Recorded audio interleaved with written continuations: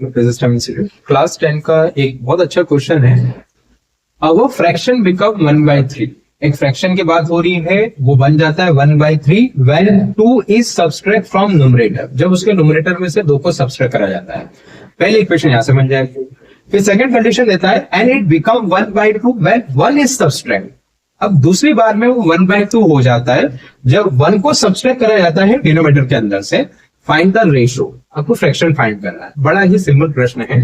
तो इस टाइप के क्वेश्चन सीबीएसई के एग्जाम में काफी आते हैं। ठीक है, हम मान लेते हैं कि हमारा फ्रैक्शन x और y है। आप चाहे तो कोई भी अल्फाबेट ले सकते हैं, हमने यहाँ पे x और y लिया, तो हमारा फ्रैक्शन हो गया x ओवर y। पहली कंडीशन क्या है कि आपका जो फ्रैक्शन है 1/3 हो गया है। कब हुआ है? जब 2 आपने सब्सट्रैक्ट करा न्यूमरेटर से। न्यूमरेटर मतलब जो ऊपर वैल्यू होती है, ये जो अपॉन का साइन, इस अपॉन के साइन की जो ऊपर की वैल्यू न्यूमरेटर कहलाती है और नीचे की वैल्यू डिनोमिनेटर कहलाती है। ठीक है, तो न्यूमरेटर में से जब 2 को आपने सब्सट्रैक्ट करा तो x - 2 divide by y is equal to 1/3। का आंसर कितना आना चाहिए? 1/3।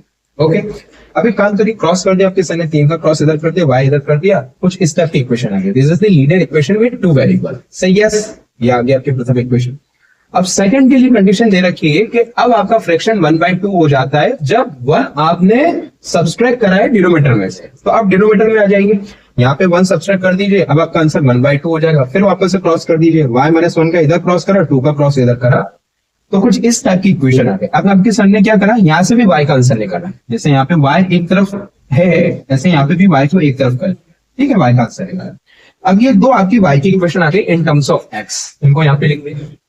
अब इन दोनों को कंपेयर कर दीजिए, कंपेयर कर देंगे तो x का फॉर्म में इक्वेशन आ जाएगी, simplify simplify simplify, got the answer of x। अब ये x को उठा के किसी भी इक्वेशन पुट करिए, आइदर इस इक्वेशन में या इस इक्वेशन में, आपके y का आंसर आ जाए। दोनों से सेम ही आएगा, आपका फ्रैक्शन ही आ गया। आई होप आपको समझ में आएगा और काफी इंपॉर्टेंट क्वेश्चन है।